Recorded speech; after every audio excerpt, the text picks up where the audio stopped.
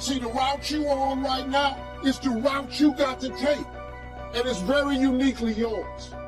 This thing you going through, this is just uniquely yours. You just got to understand you ain't the only one. You ain't the only one going through it. When we go through opposition, these challenging times, we don't have to fall apart. God controls the whole universe. He won't allow anything to happen unless he knows how to bring good out of it. But you have to do your part and keep your faith stirred up. The enemy would love to deceive you into burying your dream, thinking that it's never going to work out. Don't believe those lies. It's not too late to become all that you were created to be. And every time you remember your dream, every time you say, Lord, thank you for bringing it to pass, you're removing some dirt. You're digging it back out. Maybe you've struggled with an illness for a long time. Early on, you believed you could get well, but now it's been years and you're just learning to live with it.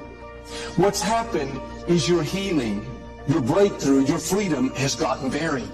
It's still in you. It's still alive. If you'll start believing again, God can bring it to pass. Instead of thinking, well, it's never going to work out. I've had so many bad medical reports. That's putting more dirt on it. That's burying it deeper. Why don't you get your shovel out and start removing some of that dirt? How do you do that? Lord, thank you that you're restoring health back into me. Thank you that the number of my days you will fulfill. Thank you that I'm getting stronger, healthier. If you'll keep talking, thinking like that, that dream that's been buried is going to come back to life. This is what allows God to do great things. God is moved by our faith. He's not moved by our discouragement, by our complaining, by our self-pity. Joel, I'm never going to meet the right person. I've been hurt too many times. You're remembering the wrong thing. As long as you remember the hurt, you're going to get stuck. Turn it around. Start remembering your dream. I don't know nobody that's not trying to be happy or successful. If you're not trying to be those two things, something's seriously wrong. And you got to go get yourself some help. It's not about me. It's not about the other people. It's about you. It's about you making a difference and you making the necessary changes to get what you want out of your life. The time is now. You can't do it tomorrow. You can't do it yesterday. You got right now. Build on that. Find a solution to your problems. Don't depend on other people to change you. Don't depend on other people to evolve you. Being different, as I've always said, is nothing wrong with being different. Stand out in the crowd. Don't be like everybody else. Don't feel that you got to belong to a group of people for people to respect you. If you don't like where you are, then you must change what you do. But not just change, start evolving. Evolve into something that's unique. Become something great. Believe in yourself. And understand that it takes work. And it takes an idea. You have to understand that there's going to be some sacrifices that you must make. So when are you going to make a change? When are you going to finally realize that it's up to you? What you need to be focusing on is a better life, a better understanding, a better you. And if you're not willing to work on that, if you're not willing to change that, then how strong do you really think you will be in the rest of the life that you've been given? Think about your dream right now. I want you to think about it and envision it. Now, ladies and gentlemen, let me share something with you. I do not believe that any of us have dreams that were not given to us for the purpose of accomplishing those particular dreams. And I want to share something with you that has changed my life. I started out, as was indicated by Jack, some very humble beginnings. I don't know what that dream is that you have. I don't care how far-fetched it might appear to be. I don't care how disappointing it might have been as you've been working toward that dream. But here's what I know, that dream that you're holding in your mind, that it's possible.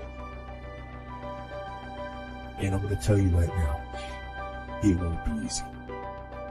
It will be hard because life is hard. That's what life is.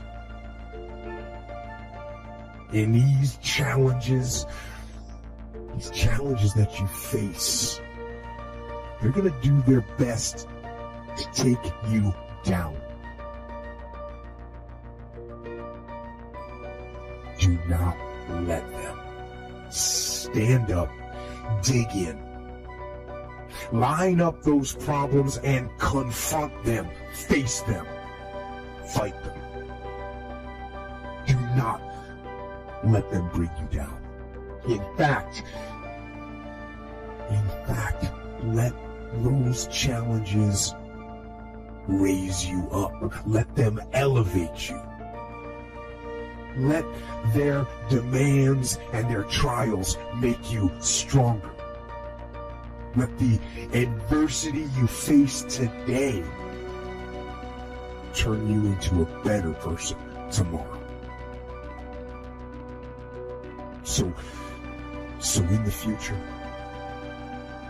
you look back at these struggles and you say to them, thank you. You made me better.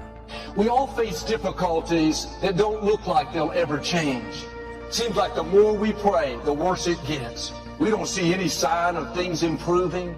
It's easy to live discouraged and accept that it's not meant to be. But Paul said in 2 Corinthians, our present troubles are small and won't last very long. These troubles will soon be over, but the joy to come will last forever. What you're up against may look permanent. Seems like it's going to take years to get well, years to get out of debt, years to meet the right person. Don't be fooled by what you see. God is saying the trouble is only temporary. It's not going to last very long. Soon it's going to be over.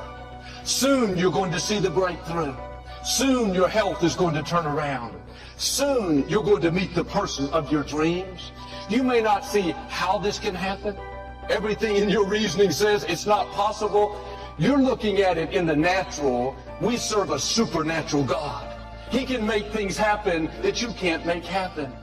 And instead of thinking of all the reasons why it's not going to work out, how it's going to take forever, try a different approach. Father, thank you that this difficulty will soon be over.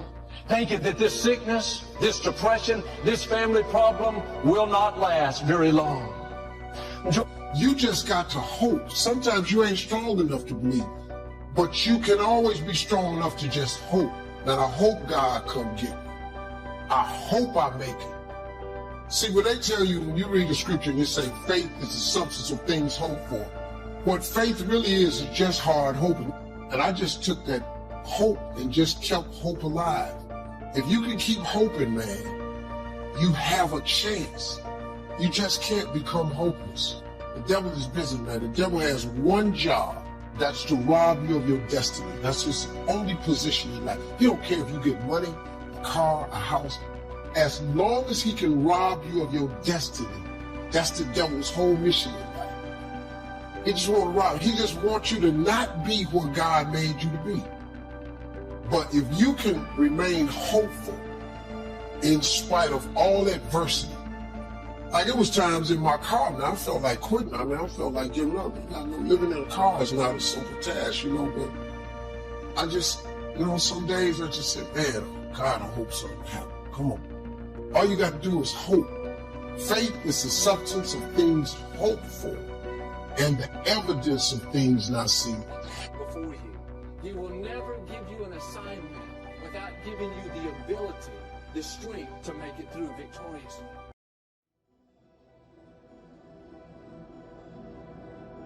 Let me give you just a few tips on time management essentials. First of all, you run the day or it runs you. It's not that difficult to get something started.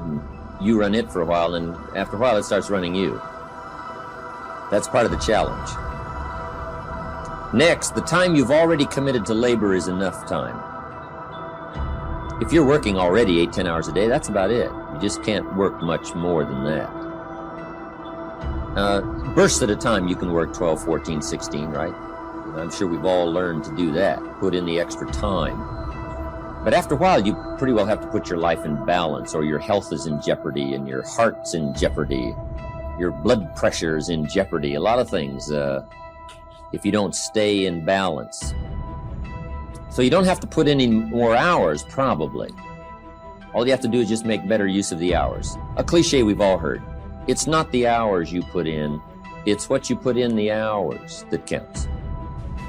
Now also, you need a written set of goals, time management essential, priorities, good plan for the next 10 years especially, some of the things you want to accomplish.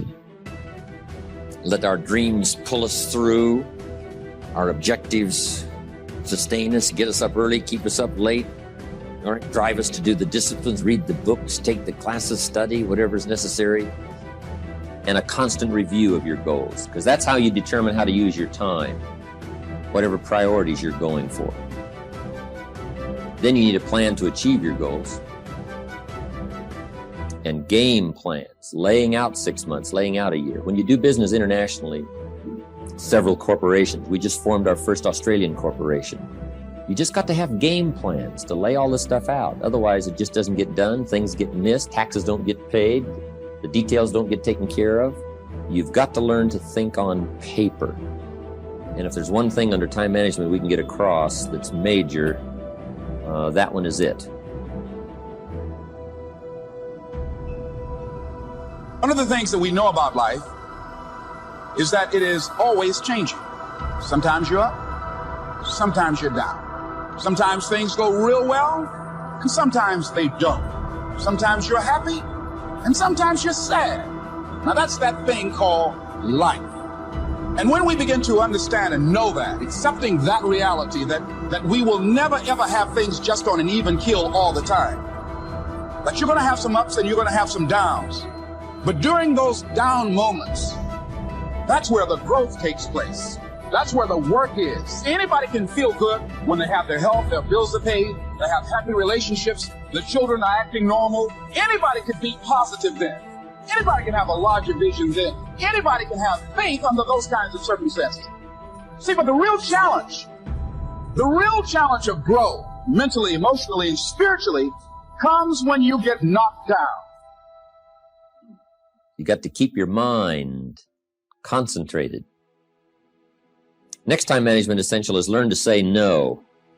Boy, it's easy to overload your calendar, get yourself into all kinds of time management problems simply because you didn't have the strength to say no when you should have said no. It's much more difficult to say no and then try to get out of it later, call back, make the arrangements, go through the whole embarrassment. Better to say no than to say yes and have to back out. Ron Reynolds has a good phrase that says, don't let your mouth overload your back. Life is hard. See, for every time you have a plan, a dream, an aspiration, or a goal, do you know what happens every time you have one of those? This thing comes along called life. It happens to everybody. Life has disappointment. It's got peaks and valleys. You're going to lose somebody you care about one day. That's a valley. Somebody going to close the plant you thought was going to stay open so you can retire. That's a valley. Somebody going to fire you for an unjust cause. That's a valley. The people that got your credit card going to sell their company, going to sell their business to another credit card company. Your 18% go up to 26%. You don't even know why now. Your minimum didn't change because it's life. You can stop thinking that life finna be easy, because I got news for you, it ain't. I suggest to you, if you want to become diamond, write down 5 reasons of why it is worth it for you to become a diamond, to experience that level of achievement. What is it that will give you the drive? What is it that will ignite the courage in you to get up and come back again and again and again?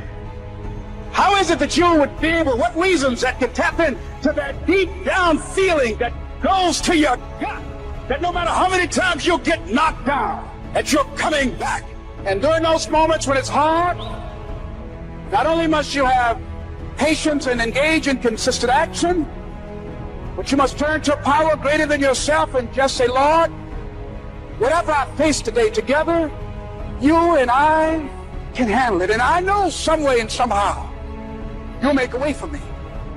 But here's what the great law says. It does not say if you need, you will reap. That's not what it says. Someone says, well, I really need to reap. Then you must learn the basic law. And without education, see, you'll be left behind. Here's what it says. In order to reap, you must plant. Guess who deserves to reap? Those who plant.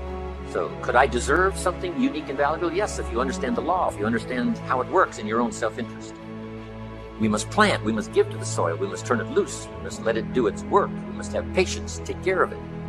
Now we deserve the reap. If you need, you must plant. Next, if you need to find, in your own self-interest, if you need to find, here's what it says. You must search to find. Finding is reserved for those that search. They're the ones that deserve it. Somebody who says, well, this person really needs to find a good idea, then they must go searching. Good ideas are like mining for gold. You've got to develop the mental machinery to go look, go sifting, go searching, go looking. And if you search, what? You will find the promise is there for everyone in their own self-interest. You'll find all you need to find. If you search for it, you'll find everything you need for your health, everything you need for a flourishing lifestyle, everything you need for a good marriage, everything you need to strengthen your friendship, everything you need for economics. You will find if you'll do like you did today. Spend a couple of days searching, taking a look, seeing if someone has some good ideas to share. All things are conditional. God says, I'm an amateur on God. God says, if you'll move toward me, what? I will move toward you. It's always conditional. Which could also be translated, God says, you don't move, I don't move. You say, well, that's arbitrary. Well, when you're God, you can set it up there. Remember, your planet, you can rearrange all this, change it all. But on this one, here's what's interesting. What you move toward tends to move toward you. If you move toward education, education starts to seek you out. This is one of the unique positiveness of this. Whatever you move toward, moves toward you. If you move toward progress, progress seems to want to now embrace you, move toward you. All life seems to wish to reward its benefactor. If you become the benefactor, you'll receive these incredible rewards. If you're the benefactor to the garden, the flowers seem to bloom and say, look at me, look how bright and beautiful I am because you took care of me. I wish to reward you by being beautiful, lovely, spectacular. Your own children, if you become their benefactor, they want to reward you with their progress. I taught my daughters how to swim, right? My daughters would say, and to dive. My daughters would say, Daddy, watch, look, watch, look what you've created here. I mean, you've spent the time with me and, when it didn't go well, now look at me. This is the payoff. Watch me dive. I was their benefactor. Now all life wishes to respond to the benefactor. Those who give their time, give their effort, give their patience, give their ideas, the benefit of their experience. Now, whatever has benefited from that wishes to respond. The crop wishes to grow. The child wishes to show you how much progress they've made. That is so exciting. Otherwise, the wisdom is wasted. Otherwise, the emotion soon passes. Unless you put it into a disciplined activity. Capture. Disciplines is called how to capture the emotion and how to capture the wisdom and translate it into equity. Disciplines. See, if you're going to put in a day, just put in the whole day. And if you're going to take some time off, take it all off. Right? Take the whole day off. If you're going to work a day, work a good, long, hard day. If you're going to play all day. Either work all day or play all day. Because guess what? If you're going to knock off at 3 and go play, guess what you're thinking about all morning? Right? Knocking off at 3 o'clock. I mean, it just, it's one of those things. It's hard to zero in, on something and make it productive if you're making plans to do something else. Now, part of this depends on what you do and depends on your work schedule and the job you have and the business you have, right? I understand that. Everything we're talking about these 2 days needs to be altered and monitored and worked around to fit your particular situation. I understand that.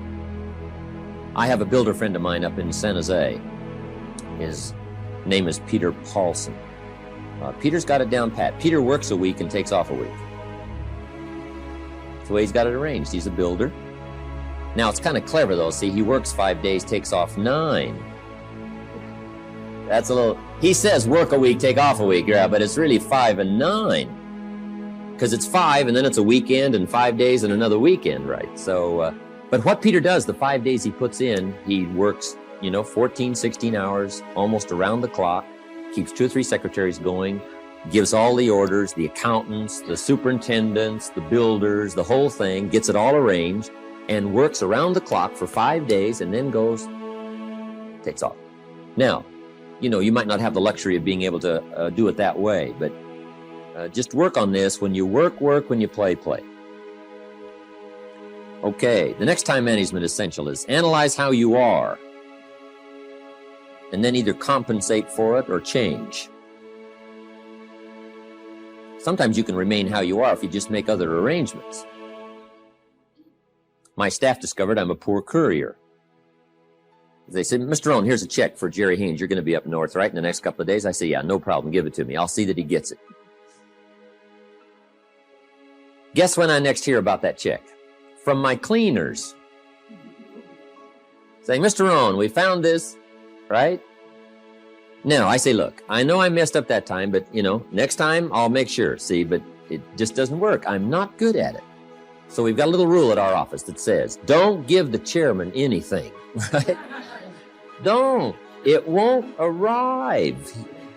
He can talk good, but he's a poor courier. It won't get there. So you just got to analyze how you are and then make the compensations for it. Now, you can promise to change all you want, right? But if you're not going to, then make the other arrangements. I finally got somebody to help take care of reading financial statements and taking care of, a lot of corporate business and matters that I promised I would do myself, but I just never did get it done. And it used to be terribly costly to me for IRS and taxes. Unbelievable. But I finally got somebody to take care of that. So if you're not going to change, if you're not going to do it, even though you promise yourself year after year, just then make arrangements to see that it gets done. So analyze how you are. If you're good at bookkeeping, then keep your books. If you're not, just don't keep promising. Just drop off all that mess, twice a week or once a month in somebody's lap and say, here, figure this out and I'll pay you to do it. Sometimes for $100 a month or something, $50 a month, somebody will just, calculate a lot of stuff for you. Just save yourself all the grief of promising and never doing it. So analyze how you are. That's very important. Time management essential is have a certain time to solve problems. We found that helpful, especially in the business world. We say problems after 3. Just set them aside. Now, you don't ignore them, but you just set them aside in a certain time frame. All the problem calls, you just call back after 3 o'clock and just go right through them. Now, also, in setting them aside till 3 o'clock, problem comes in at 9 o'clock. And you say, hey, 3 o'clock, Mr. Rohn's going to get on the phone and make all these problem calls, right? Call back all these answers. Guess what usually happens between 9 and 3? Somebody calls back and says, hey, tell him not to call. We've already got it worked out. But see, if you take that call when it comes, sure enough, now you got to spend time. We learn in sales training. People ask questions. You say, hey, save that till training class. Bring that question to training class. You just learn those time-saving things so you don't have to cover the same things with each person. Next time management essential is be more alert. Part of the alertness is not only what's going on, but also be alert to looking at all your present procedures. You may have some old outdated procedures, stuff you've been doing for 5 years, and it's taken 10 hours instead of 1. Right? You could put it on a computer or something. You could just, go through, because it's easy to just accumulate a lot of wasted time, wasted motion by not, updating all of your stuff. You don't have to use the old, you don't have to use that anymore, right? The old calculators. They got the neat, easy stuff, right? Just go through and make sure you're not bogged down with some old, antiquated stuff that's wasting a lot of time. And then be more alert. Take a look at what's going around you. Say, hey, I've been going from here to there and it's taking too much time. In sales management, we teach, don't go across town until you've gone across the street. Have they heard your story across the street? Guys, I got this hot prospect 40 miles away. It just probably isn't worth the time. It's too far. You know, the span of distance is too long. Just shorten up the span. So be alert as to those kind of time wasters.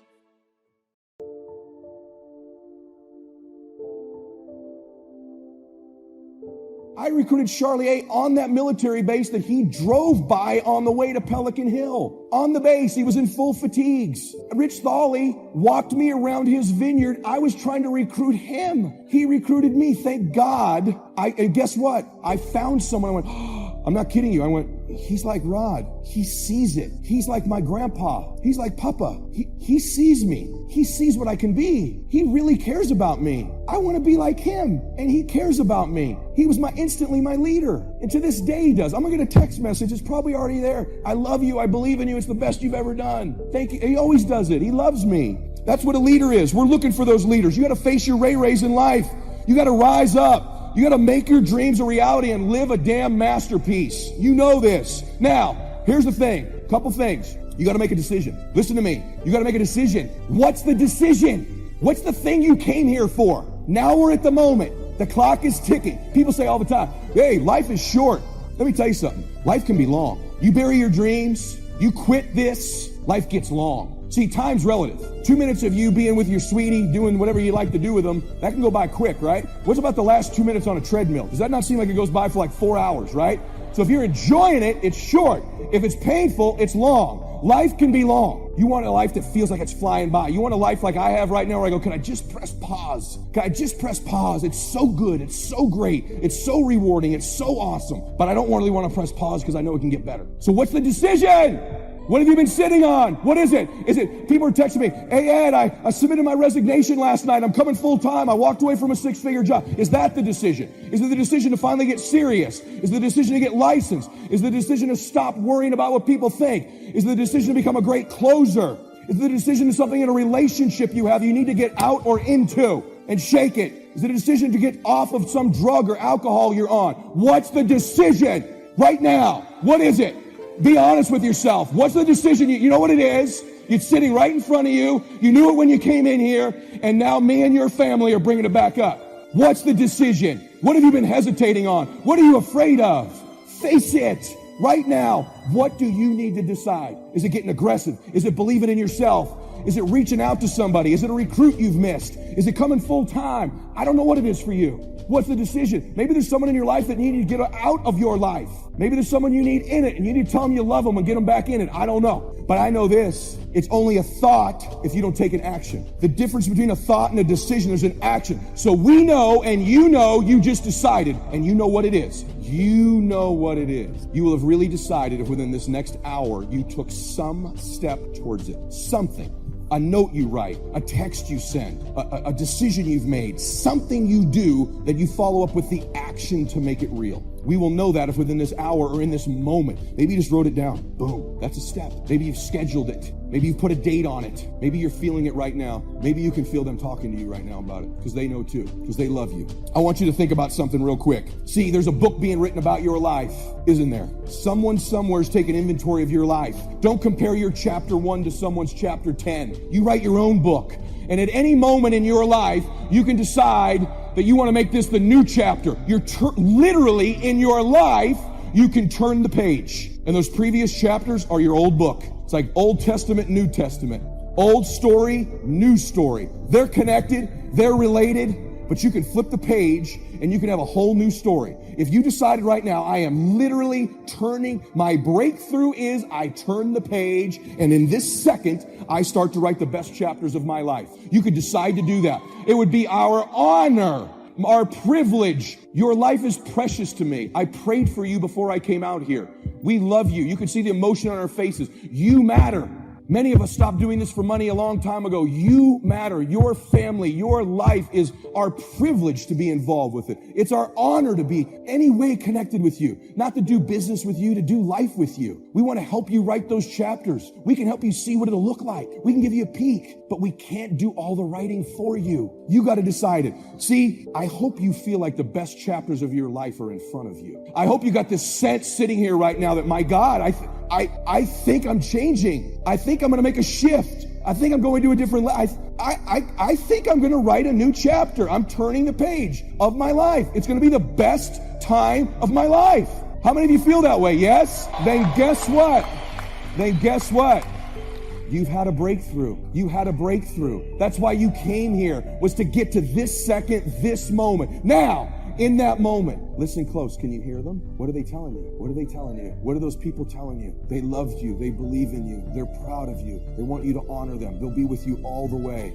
They want you to write those best chapters of your life. See, they know how magnificent your life's supposed to be. They've always seen you since you were a little boy or a little girl. In the Lord's case, before you even came here, He's always seen you in the highest, most possible great version of you. And they want you to do it. I promise you, if you listen, they're whispering words to you of encouragement. You can feel it. You can feel the belief. You can feel the faith. You can feel you turning the page. You can feel the breakthrough. I hope that you feel that in your heart. I hope this experience this week has been life-altering for you. We love you. Now that takes us to the next level. If it's hard, why do people do it? You ask people who do faith. Why do they go it? People who climb mountains just for the sake of it. Nobody paying them to do it. Just do it. Somebody said, I'm going to run around the world. He said, well, why would somebody want to do that? I'm going to swim the Atlantic Channel. Why? Why do people do that? I wondered, why would a Nelson Mandela give up 26 years of his life? Why do people do that? Here's what I discovered in high school. High school, I decided I wanted to go out for football. Never forget this. And I discovered why people do things. You know why, ladies and gentlemen? Even though it's hard, it's worth it. It's worth it. See, one day we had Coach Alkin Hepburn had this plaque down there and this wood on the floor, on the ground. He said, Brown, come over here. Had my suit on. I said, yes, sir. He said, I'm going to have old Larry Littles down there. Old big Larry. Yes, sir. Big, fat, sorry Larry. Yes, sir. Brown, I want you to get down bull neck. Yes, sir. He said, I want you to run Larry. I want you to put your helmet right in his pit, right up in his chest and knock him off that board. You hear me, Brown? You can do that. Yes, sir. Can you do that? Yes, sir. I said, hubba, hubba. I said, hubba, hubba. He said, Brown, I want you to knock him off. You're going to make the team. I know you can get him. All right. Look at him. How sorry he is. Knees knocking and everything. I said, yes, sir. Then he went down to Larry. Larry Littles, who played 12 years for the Miami Dolphins, all pro for 12 years. This is a bad, big dude. 250 pounds, strength, agile, and all muscle. He said, Larry, he said, man, you know Brown down there. He's down there talking about your mom and everything. He talked about how fat and sorry you are and how he's going to knock you off this board. Larry now spitting fire and growling and foaming at the mouth. And I'm looking at Larry saying, oh, hubba, hubba. He said, look at that fool down there growling. He told me he's going to scare you that you're going to leave. Are you going to leave? No, coach, I ain't going to leave. Go down there and knock him out the park. Boy, coach got back. He winked at me. Go get him, Brown. I went, hard. I ran into Larry with my helmet. Larry said, boom. I don't know where I landed. When they woke me up, I said, can y'all take this helmet off me for a minute? I said, y'all got any more positions out here? They said, like where? I said, don't y'all need an announcer? I said, Brian, where you going? I was crying. They said, man, some girls over there. I said, I don't care, man. I'm hurt. I said, that fool almost killed me, man. He said, Brian, you quit, man. I said, yeah. I said, what? I said, it ain't worth it, man. No, it ain't worth it. Y'all go ahead. Y'all crazy. I'll be your announcer, man. I was calling the game. I was up there in the booth. Call good games, too, because the pain wasn't worth it. And I'm saying to you, you know why people do what they do? The people who go after their stuff, what makes it worth it? It's got to be your passion. You got to love it, ladies and gentlemen. You got to love it. It's got to be what you are supposed to do. You want to sing, and even though they want to invite you to Carnegie Hall, you're going to sing to anybody that listen to you, including singing to yourself. I used to talk to my plants when nobody else would listen to me. You got to write, even if no one published your book, write, because that was given to you to do. You do what it is you're supposed to. You're supposed to build something. You're supposed to create something. I don't know how to do it. Learn. Do whatever is required. Just go out there. Old Testament says a unique scenario unfolded according to the law, and that was they worked 9 years, and the 10th year was a sabbatical. The 10th year, work 9, take the 10th year, and not just to relax, not just to replenish, not maybe just to get physically in shape. Change of pace, we call it in the modern society, but not just for that. I'm sure that in ancient days, that sabbatical was to go over the last 9 years, what went right and what went wrong, and what worked well and what didn't work well. And how did you grow, and how did you learn, and how did you change, and what have you got now after 9 years that you didn't have at the beginning of the 9 years? See, that's so valuable, a sabbatical, some time. There's also something to be said for solitude when you reflect. Sometimes you can reflect with somebody. Husband and wife reflect on the past year, right? Parents reflect with their children on the past year. How did we do it, and how didn't we do it, and how could we improve? Colleagues can reflect with each other. But now here's one of the most important. You got to learn to reflect with yourself. There's something to be said for solitude. There's something to be said for taking those occasions to shut out the world and shut out everything else for a while. I've got a motorhome. That's how I do it. With my motorcycle on the back. And I head for the mountains and ride the Jeep Trail, where there's very few human beings on the Jeep Trail, or out in the desert somewhere. It's called my time to get away. When you live a very public life, you treasure solitude, a chance to reflect, go back over my life, go back over my skills, go back over my experience, alone. There are some things you need to do alone. Ponder, think, wonder, read, study, absorb, soak in, see if you can't become better this year than you were last year, better the next 9 than you were the first 9. Solitude. There's even a more modern advice that says, go to the closet for time of meditation, time of prayer. Go to the closet. Closet meaning what? Away. And there's even a graphic description of the away. It said, enter into your closet and what? Got some students here, I'm sure. What? Close the door. For what? Just to shut out everything. Life is experience, and touching and seeing and looking and doing and acting and disciplines and all the stuff. But sometimes, this is where this reflecting is so important, to shut the door, and wonder, prayer, contemplation, thinking, and let things move in to your consciousness and awareness that no other way can it be done, right? Flying down the freeway, I'm telling you, it's difficult to get through. So many things to do, it's difficult to get through. But times of solitude, times to reflect. So this is so valuable. Learn to reflect. Now here's why it's important to reflect. To make the past more valuable to serve you for the future. Here's what's really powerful. Learning to gather up the past and invest it in the future. Gather up today and invest it in tomorrow. Gather up this week and invest it in the next week. Gather up this year and invest it in the next year. See, that's so powerful, rather than just hanging on one more year, hanging in there, seeing what's going to happen. Learn, study. This is part of the personal development quest. Becoming better than you are, more valuable than you are, not just in terms of economics, in terms of motherhood, in terms of fatherhood, in terms of being a better brother, a better colleague, making a better contribution to the family, to society, to the community, to the church, to the office, to the commitment, to the partnership. Doesn't matter what it is that has value.